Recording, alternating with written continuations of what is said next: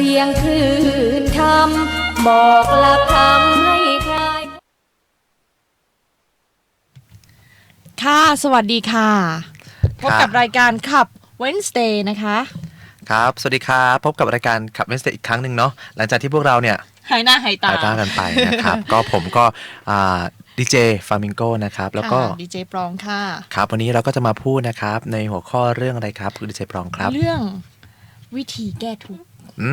ว่าด้วยเรื่องของทุกข์ดีกว่าใช่ครับค่ะอย่างตอนแรกพวกเราไม่ได้มาจัด1 ครั้งก็เป็นทุกข์ไหม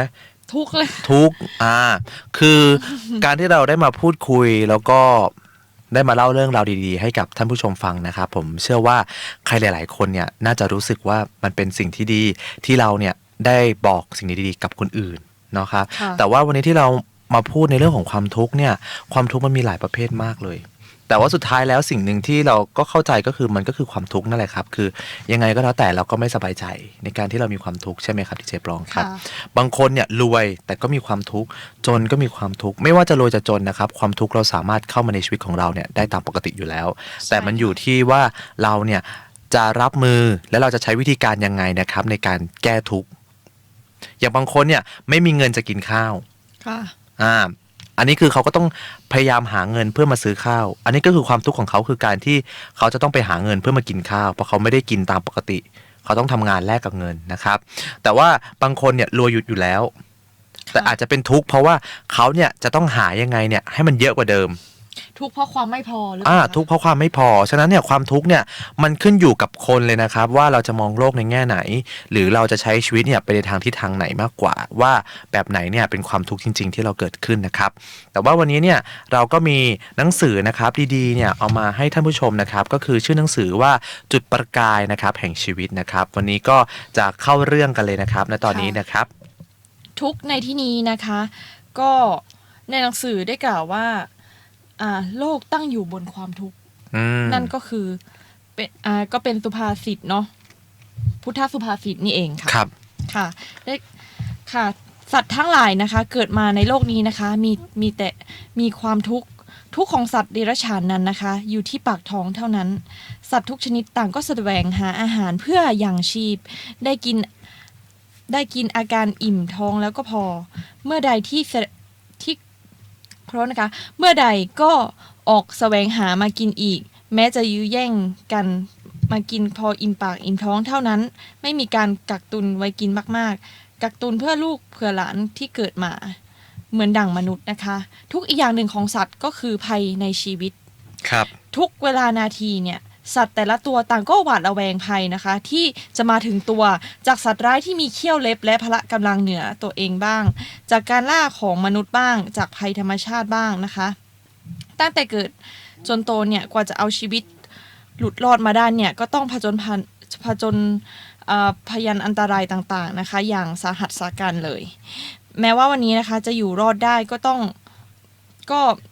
ไม่ได้ค่ะว่าพรุ่งนี้มะรืนหรือจะพาชีวิตน้อยๆของตนเนี่ยรอดปากเกี่ยวปากกาได้มากแค่ไหนนะคะหรือว่าจะกินจะเดินจะนอนเนี่ยก็ต้องระมัดระวังทุกฝีก้าวนะคะชีวิตของสัตว์ที่เกิดมาก็ช่างเต็มไปด้วยความทุกข์เหมือนกับมนุษย์นะคะครับก็ซึ่งก็มนุษย์เนี่ยความทุกข์ก็ไม่ได้มีเพียงเรื่องปากท้องเนาะหรือว่าจะเป็นเรื่องการไม่มีอาหารเท่านั้นนะคะจริงอยู่ที่ความหิวเนี่ยก็เป็นทุกข์เหมือนกันแต่เมื่อเราเนี่ยได้กินจนอิ่มแล้วนะคะก็ใช่ว่าเราจะหมดทุกข์ยังต้องมีทุกข์อื่นๆแทรกเข้ามาอีกนะคะเช่นก็คือมีกินอิ่มแล้วยังอยากมีมากกว่าเดิมอยากมีไว้เพื่อลูกเพื่อหลานโคตรเง่าเหล่ากออะไรอย่างเงี้ยค่ะก็เกิดความโลภอยากได้อยากมีไม่รู้จบก็กลายเป็นทุกข์เพิ่มขึ้นใช่ครับคือความทุกข์นี่มันมาในชีวิตของเราตลอดเวลาอยู่แล้วนะครับแต่ว่าสิ่งที่ผมเนี่ยอยากจะฝากกับท่านผู้ชมนะครับคืออย่างบางคนเนี่ยสมมุติว่าคนหนึ่งมีความแค้นมีความทุกข์1 ชั่วโมงคุณลองคิดดูนะครับว่า24 ชั่วโมงของคุณเนี่ยคุณเหลือ23 ชั่วโมงแล้วที่คุณจะมีความสุขอีก1 ชั่วโมงหายไปไหนคะหายไปเพราะว่าเป็นทุกข์ไงครับเป็นทุกข์ฉะนั้นเนี่ยผมก็เลยคิดว่า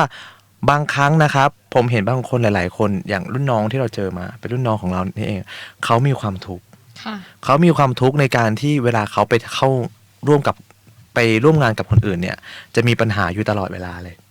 คือเดี๋ยวนั่นเดี๋ยวนี่เดี๋ยวนี่เดี๋ยวนั่นเดี๋ยวนั่นอันนั้นได้อันนี้ไม่ได้มันก็ทำให้การทำงานของเราเนี่ยลำบากมากขึ้นแต่ผมเข้าใจนะครับมันก็เป็นในเรื่องของตอนเด็กๆนะครับเขาอาจจะเจออะไรที่มันไม่ดีมาจนทำให้เขาเนี่ยหวาดระแวงมากกว่าปกติโดยส่วนใหญ่คนปกติเนี่ยเขาก็ไม่ได้หวาดระแวงในขนาดนั้นแต่พอน้องคนนี้เนี่ยเจอปัญหาเยอะเขาก็หวาดระแวงมากกว่าเดิมทำให้เวลาเขาจะทำนู่นทำนี่เนี่ยครับมันก็ไม่ค่อยสะดวกมันก็เกิดปัญหาแล้วก็เป็นความทุกข์ซึ่งผมเห็นเขาเนี่ยอมทุกข์มามันไม่ใช่แค่ชั่วโมงเดียวนะครับเขาอมทุกข์มาเกือบทุกวันเวลาเจอหน้าปุ๊บแบบเวลาก็อย่างที่เราแบบเราเจอครับบางคนเจอปุ๊บยิ้มแบบมีความสุขมันจะออกมาทางสีหน้าตาเลยแต่จริงๆแล้วคือในใจเขาก็เป็นทุกข์นั่นแหละเนาะใช่ครับแต่ในใจของเขาเนี่ยเป็นทุกข์นะครับแล้วยิ่ง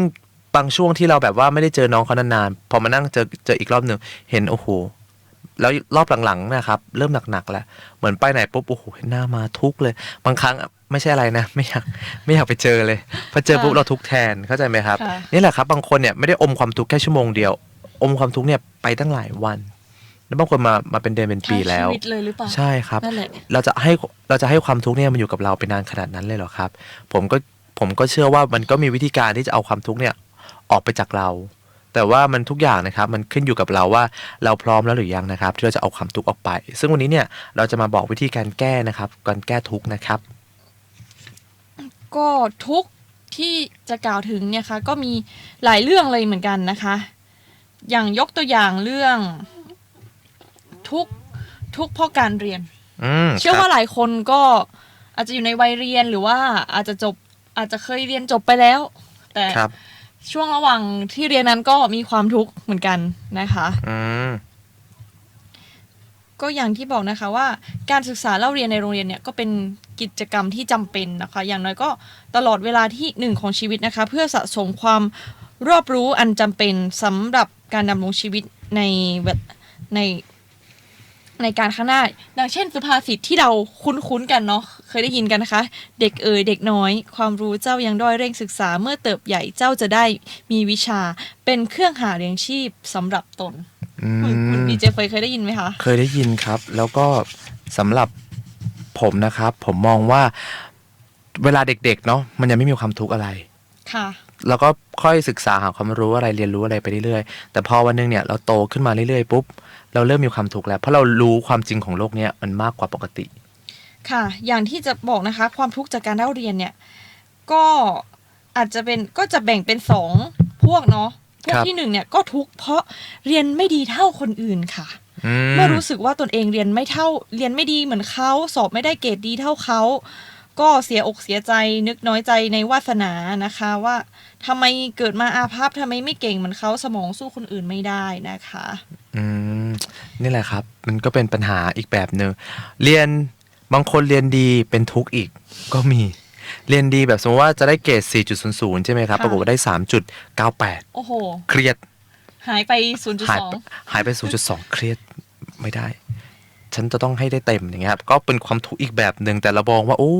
ในขณะแต่สำหรับบางคนที่ผ่านเส้นยาแดงก็พอแล้วโอ้โหเยอะขนาดนั้นจะไป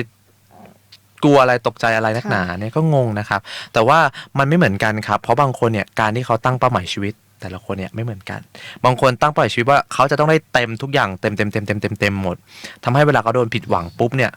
กลายเป็นเขาท้อเลยเขาไม่ได้มาลองประเมินดูว่าเฮ้ยศักยภาพของเราเนี่ยอย่างตอนแรกผมตอนนั้นดูรายการหนึ่งนะครับจำชื่อรายการไม่ได้แล้วฟังคำพูดหนึ่งของชมพู่อารยาคือเขาพูดดีมากเลยเขาบอกว่าคนเราเนี่ยไม่สามารถดูถูกกันได้โดยเฉพาะเรื่องการเรียนมันคือการที่เราเนี่ยเอาทุกอย่างบนโลกใบนี้เนี่ยมาสรุปคร่าวๆในเวลาไม่กี่ปีนะครับในเวลาไม่กี่ปีแล้วก็เอามาเรียนซึ่งทักษะของแต่ละคนเนี่ยมันไม่เหมือนกันใช่ค่ะบางคนบอกว่าต้องเข้าเรียนตรงแถวนี้นะเพื่อที่จะมีอนาคตที่ดีนั่นนี่นู่นนั่นแต่เราเนี่ยไม่ได้ประเมินดูสภาพของความเป็นจริงว่าเราเนี่ยมีความถนัดตรงไหนบางคน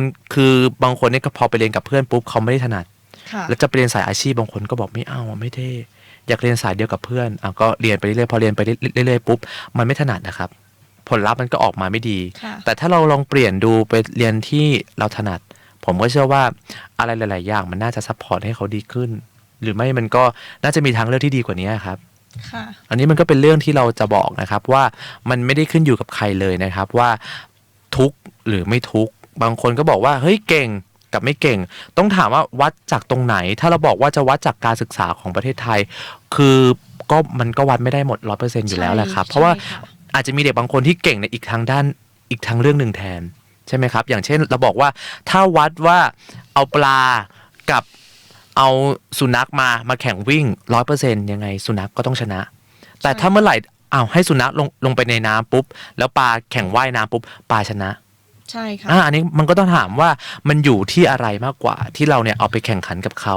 ซึ่งไม่อยากมองนะครับผมเนี่ยต้องบอกก่อนเลยว่าผมกับเพื่อนปลองเนี่ยกับ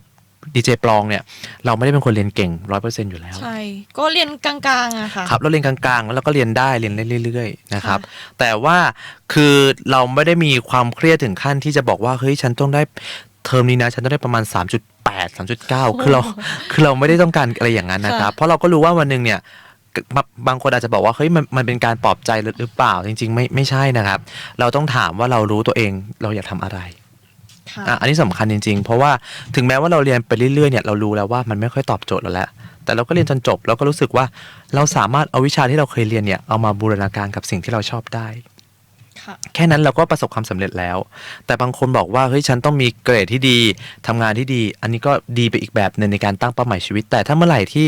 รู้สึกว่าเฮ้ยมันยังไม่ประสบความสำเร็จแต่สิ่งหนึ่งที่ผมจะต้องบอกก็คือว่ามันมีเวลาของมันอยู่นะครับเราก็ควรที่จะต้องรอมันนะครับก็อย่างที่บอกนะคะในพุทธสุภาษิตนะได้บอกไปว่าความรู้อาจเรียนทันกันหมดนะคะที่เราเรียนไม่ทันเขาเนี่ยไม่ใช่เพราะว่าสติปัญญาเราด้อยกว่านะคะแล้วก็ไม่ใช่เพราะว่าเรา IQ ต่ำกว่าเขานะคะแต่เพราะว่าสมาธิในการเรียนไม่ดีพอค่ะหรือว่าความเพียรพยายามเนี่ยยังไม่พอถ้าหากตั้งใจเรียนเนี่ยเอาใจใส่มีสมาธิมีความเพียรพยายามนะคะไม่ช้านะคะปัญหาในการเรียนก็จะหมดไปนะคะก็สามารถเรียนทันเพื่อนหรือว่าอาจจะดีกว่าเพื่อนก็ได้นะคะใช่ครับก็ไม่ต้องท้อนะครับสำหรับใครก็ตามที่กำลังเริ่มเรียนหนังสืออยู่หรือว่าไปเรียนปุ๊บเจอคนที่เก่งกว่ารู้สึกว่าโอ้โหตัวเองด้อยเลย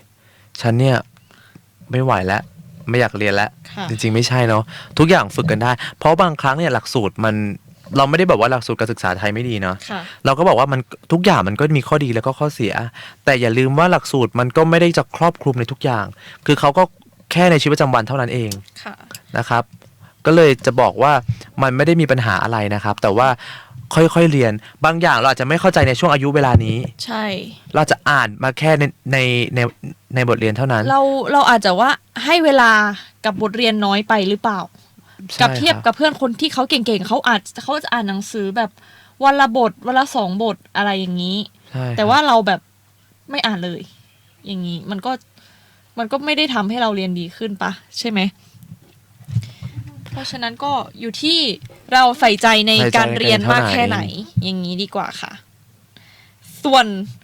ความทุกข์ในการเรียนก็คือทุกข์เพราะว่าเรียนเก่งอย่างที่ดีเจเฟยได้พูดไปนะคะบางคนเนี่ยสิ่งที่เราเคยเจอเราไม่ได้ว่าเนาะบางคนเครียด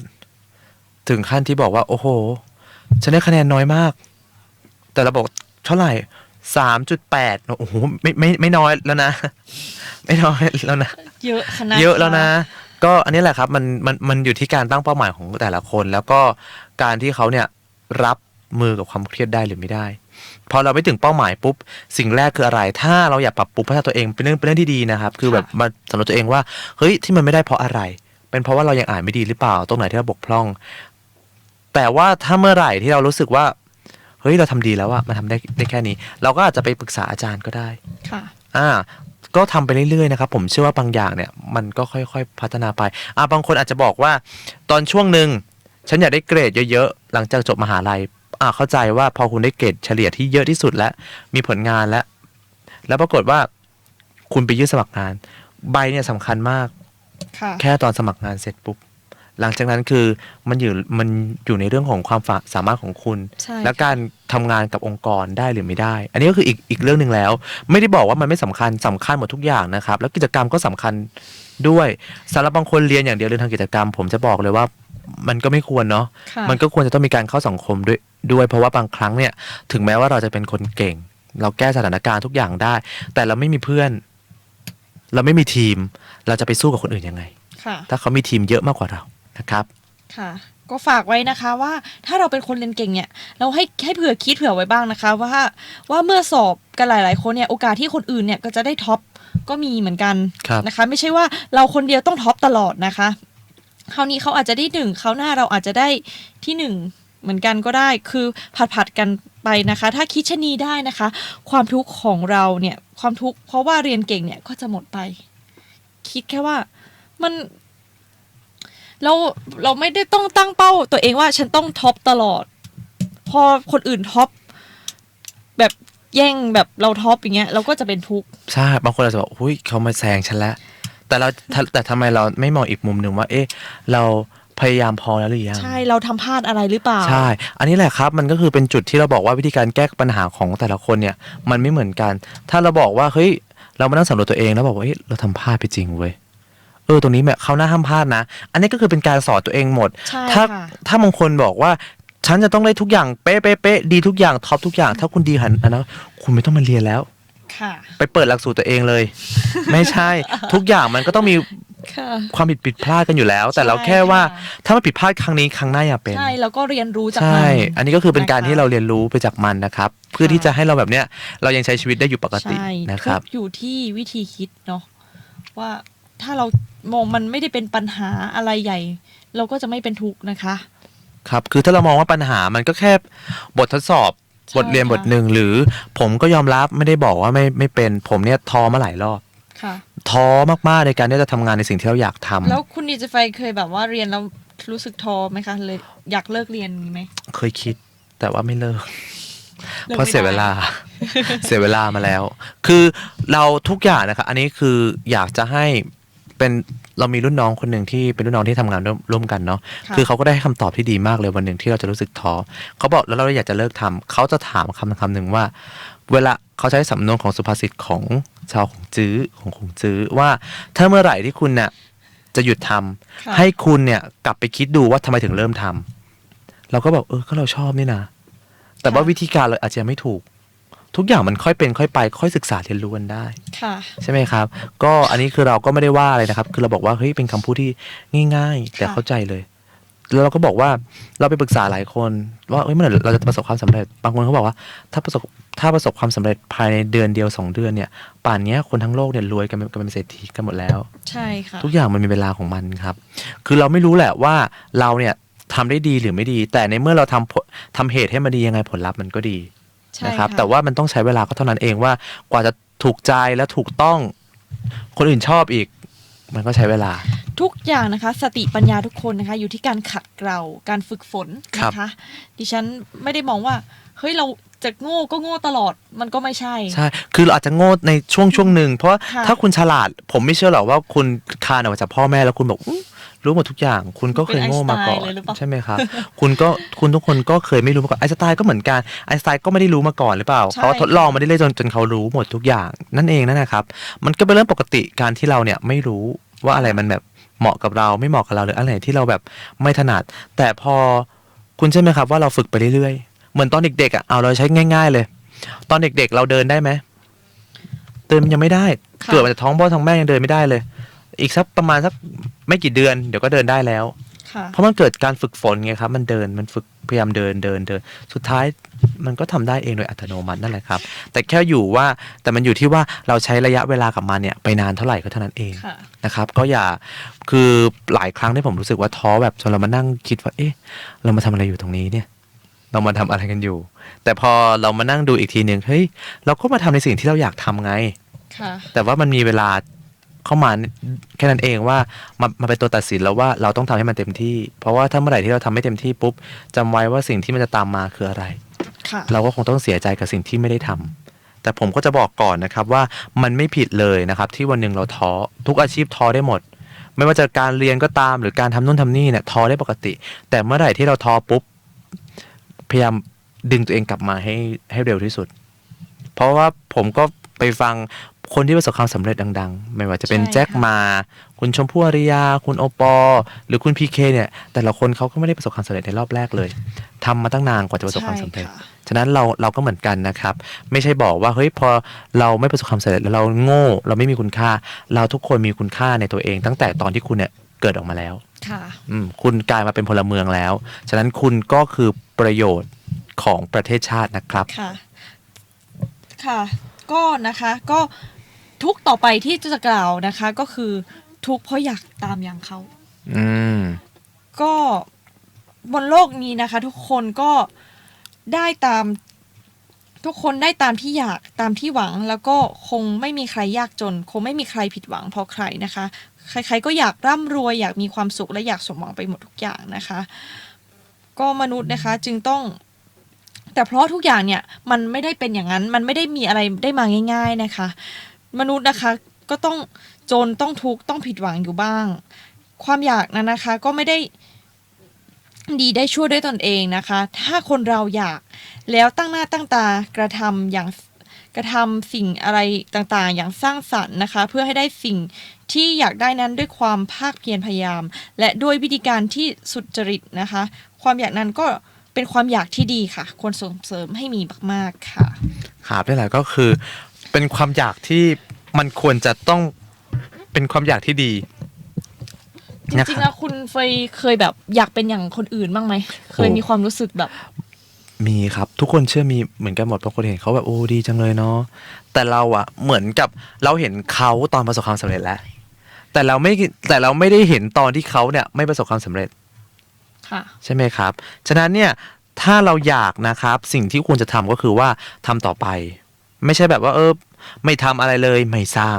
หาวิธีได้มาโดยทางทุจริตเช่นเฮ้ยฉันเจอวิธีนี้มาแต่มันช้า เอาวิธีอีกวิธีหนึ่งแทนไหมก็ใช้วิธีการช่อโกงเขาเบียดเบียนบ้างหรือใช้วิธีการต่างๆ เพื่อที่จะเอามาให้เป็นของเราได้โดยที่ไม่สุจริต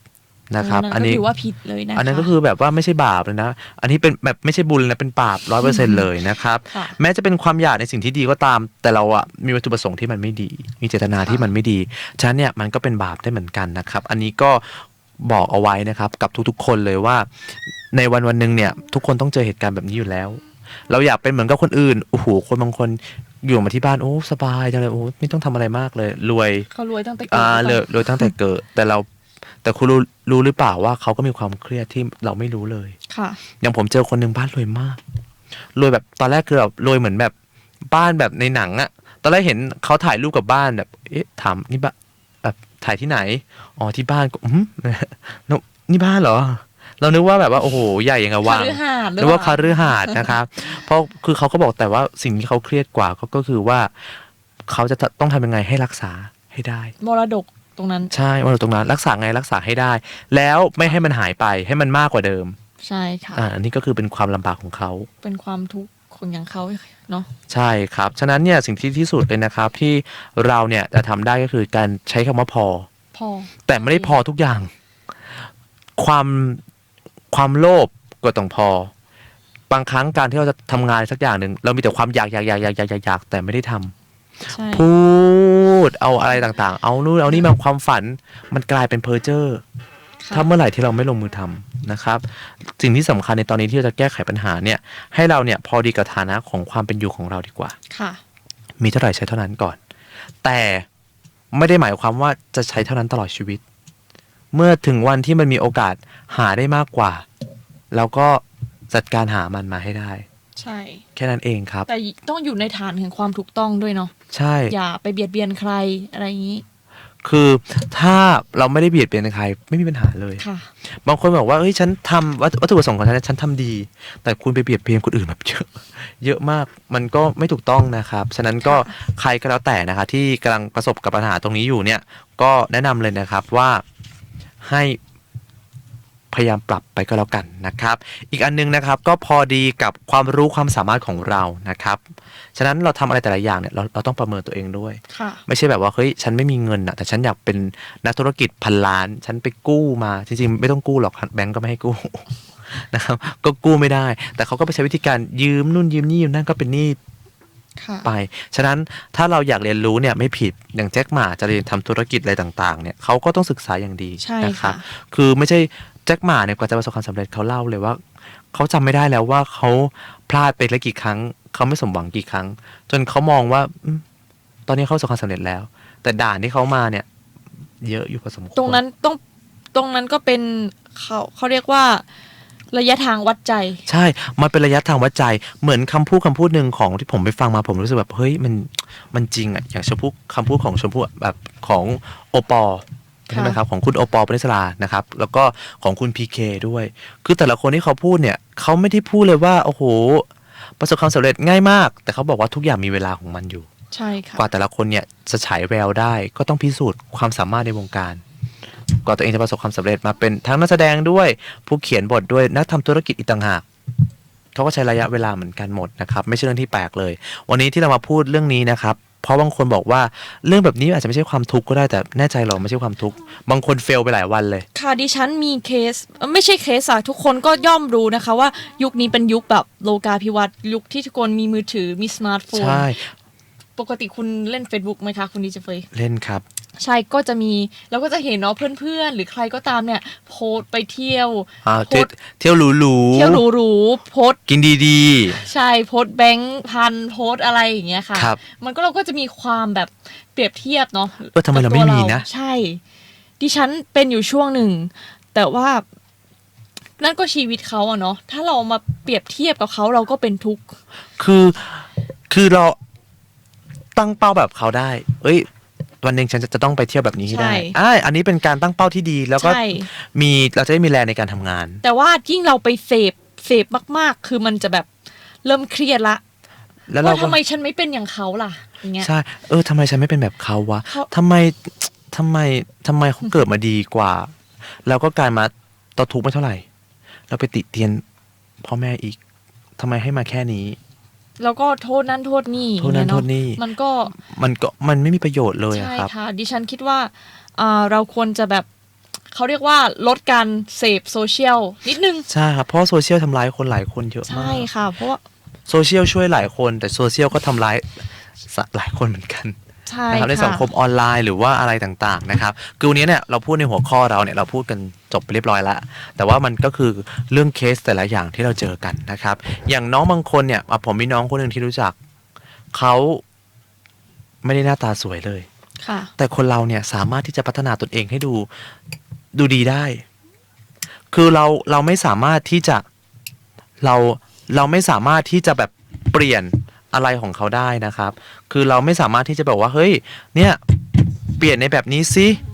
ให้มันดีขึ้นให้มันอะไรต่างๆเนี่ยมันก็เปลี่ยนไม่ได้นะครับฉะนั้นเนี่ยมันก็ต้องใช้ในเรื่องของระยะเวลาเป็นตัวพิสูจน์แล้วก็เป็นตัวกำหนดนะครับ ส่วนอีก10 นาทีที่เหลือเนี่ยนะครับเราก็อยากจะพูดปัญหาที่เราเจอกันมาในทุกวันเลย ทุกของเรา ทุกของเราเอง เรา นั่นแหละ แก้ยังไง อย่างนี้ดีกว่า ถ้าแก้จริงๆถ้า วันนี้ก็ไม่อยากจะบ่นอะไรมาก แต่ว่า ใช่ เราก็อยากจะมาบอกว่าวิธีการของแก้ทุกข์ของเราเนี่ยเป็นยังไงอย่างนี้ดีก คือ ว่า ให้มองทุกข์ว่ามันเป็นแค่โจทย์ โจทย์ที่เราต้องแก้ ที่เราต้องแก้แค่นั้นเอง ไม่ต้องมองว่าโอ๊ยทำไมเป็นทุกข์ ใช้หลักอะไรนะมัก ใช่ครับคือเราสามารถใช้หลักโยนิโสมนสิการก็ได้นะครับ คือการที่เราต้องคิดปัญหาให้มันแยบคลายว่ามันปัญหาเนี่ยมันเกิดอะไร ฉะนั้นเราก็ต้องมานั่งดูว่าเอ๊ะปัญหาที่เราทำอยู่ในทุกวันนี้มันคือปัญหาอะ เห ไร ตุอะไรคือเหตุของทุกข์ เหตุอะไรเราทำให้เราทุกข์นะ ค่ะ ก็เพราะเราอยากมีไงเราอยากเป็นเหมือนเขาไม่ผิด พระพุทธเจ้าไม่ได้ตัดเอาไว้ว่า คุณต้องพอเท่านั้นมีเท่าไหร่ในชีวิตของคุณพอเลย ไม่ใช่ทำทุกอย่างได้ในจำนวนที่คุณทำไหว ค่ะทำพอประมาณตนอย่างนี้ดีกว่าเนาะ ทำพอประมาณตน แล้วที่สำคัญก็คือว่าเราเนี่ยทำได้เท่าไหร่ ก็ทำเท่านั้นไปก่อน แล้วถ้าเราอยากเพิ่มระดับเลเวลของเราให้มันแบบว่าเฮ้ยรวยมากยิ่งขึ้น ประสบความสำเร็จมากยิ่งขึ้น มันก็จะดีขึ้น ผมบอกก่อนว่าสมัยก่อนเนี่ยผมเป็นคนที่มีความทุกข์เนาะ ค่ะ คือเราเป็นคนมองโลกในแง่ลบ แล้วเราก็บอกว่าเฮ้ยก็การที่มองโลกในแง่ลบเนี่ยก็เป็นสิ่งที่ดีนี่ เพราะว่าถ้าเรามองโลกในแง่บวกมากเกินไปเราก็จะโดนเขาหลอกถามว่าถูกต้องไหมก็จริง ค่ะ แต่มันไม่ใช่ทั้งหมดเสมอไป บางครั้งอะครับ เราลบทั้งชีวิต กลายเป็นช่วงนั้นผมก็ลบ ไปตามคำพูดปากของผมเองเลยอะ ค่ะ ผมจะไม่ฟังคำพูดของใครทั้งสิ้นนะบอกว่าเธอไม่ประสบความสำเร็จหรอกเธอจะนั่นนี่จะพูดก็พูดไปขอบคุณที่พูดนะครับ แต่ว่าเราก็จะทำต่อแค่นั้นเองอย่างตอนแรกผมกับปรองเนี่ยเริ่มทำ YouTube ด้วยกันมีเพื่อนปรองบอกว่านะอย่าไปทำเลยถูกต้องไหมครับ ก็มีหลายคนบอกว่า จะทำแล้วได้เหรอ แบบทำแล้วจะประสบความ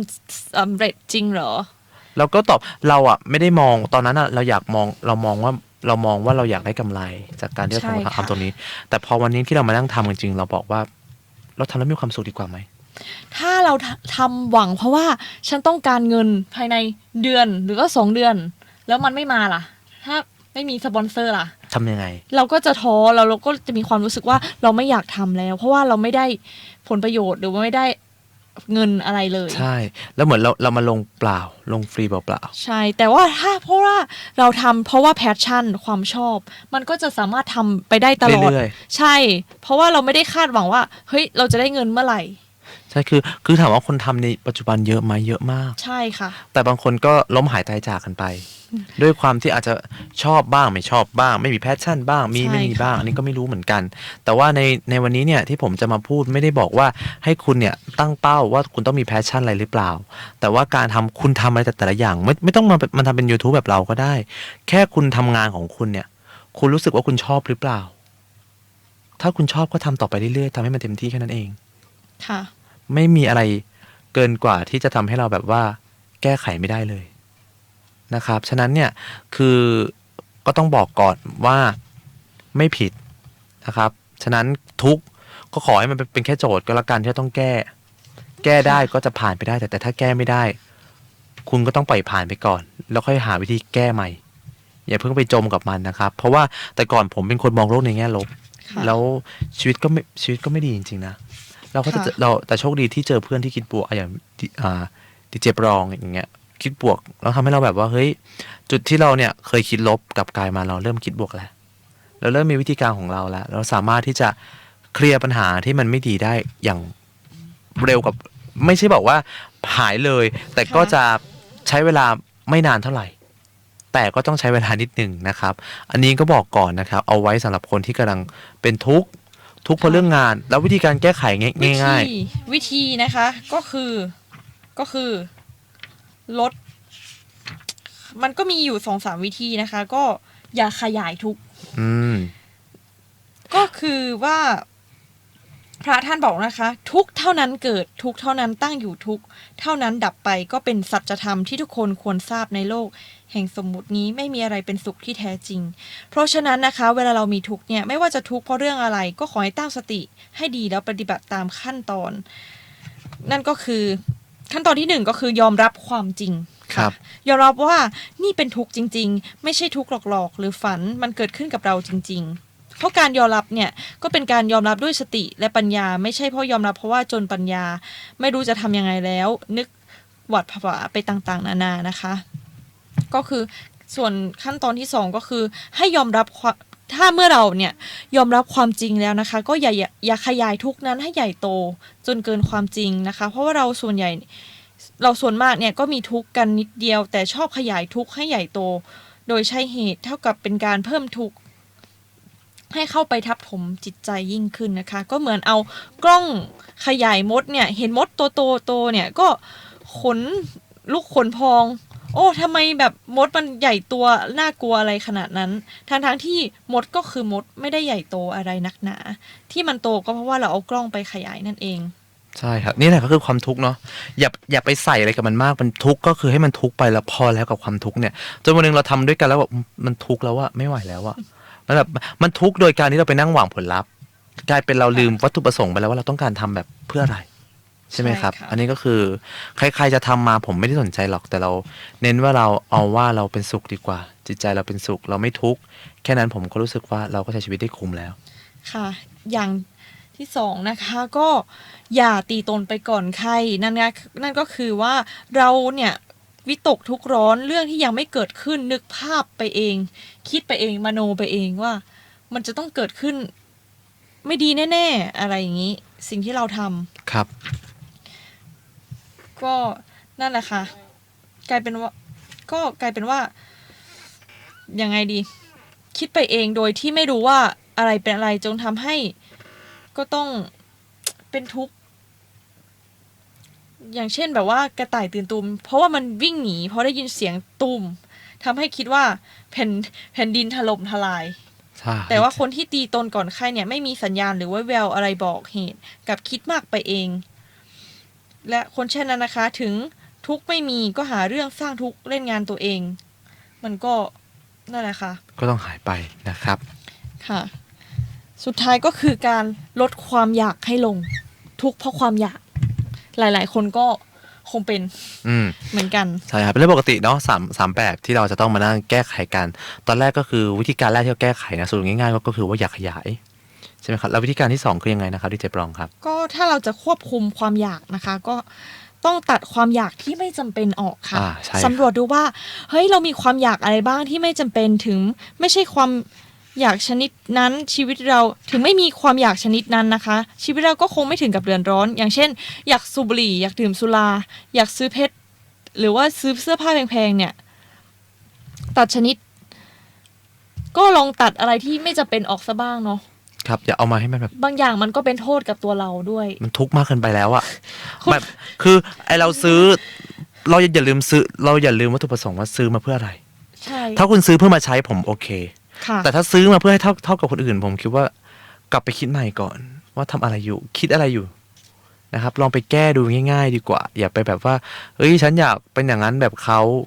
พอไม่เหมือนเขาปุ๊บเราเป็นทุกข์ทันที นั้นก็ไม่ได้นะครับ ก็ ก็ทุกข์ทำให้เดือดร้อนเงินตัวเองไง ทุกข์ เป็นหนี้ เป็นหนี้อีก โอ้โหใช่ค่ะ ในความอยากนะคะนั้นนะคะก็คือ การกินการนุ่งห่ม หรือพยายามตัดที่มันเกินจะเป็นเสียบ้าง เช่น การตัดการกินจุบกินจิบ ใช่ การอดรวยบ้าง การกินที่เป็นเรื่องเป็นราวกินแล้วไม่มีกินอะไรที่ไม่ดีต่อสุขภาพ หรือว่า การนุ่งแบบการใส่เสื้อผ้าที่สวยๆงามๆอะไรอย่างเงี้ยค่ะ ครับนี่แหละครับก็เป็นในเรื่องของความทุกข์ที่เราพูดกันมานะครับ แล้วก็นี่แหละครับก็ถ้าใครมีความทุกข์อะไรนะครับ ก็อยากจะให้ปล่อยผ่าน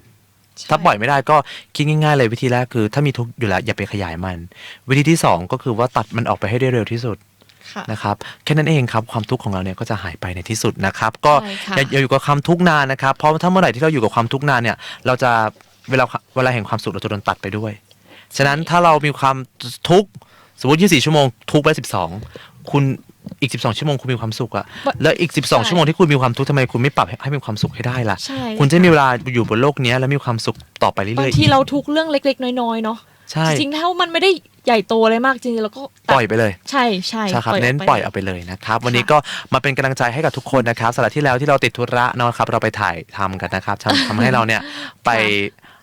ไม่ได้มาไปเดินป่ามาไม่ได้นะครับ วันนี้ก็ พวกเรานะครับทั้งดีเจปรองนะครับก็แล้วก็ดีเจเฟยเนี่ยก็ต้องขอลาไปก่อนนะครับพบกันใหม่นะครับในรายการเลยนะครับ รายการขับ Wednesday นะคะ ทุกวันพุธนะคะ เวลา 7 นาฬิกา1 ทุ่ม 20 ถึง 2 ทุ่มค่ะ ครับวันนี้พวกเราก็ขอลาไปก่อนนะครับสวัสดีก็สวัสดีครับธรรมะสวัสดีครั ค่ะ บ สวัสดีค่ะ เสียงธรรมะเบาเบาๆบอกเล่าถึงคนบ้านไกล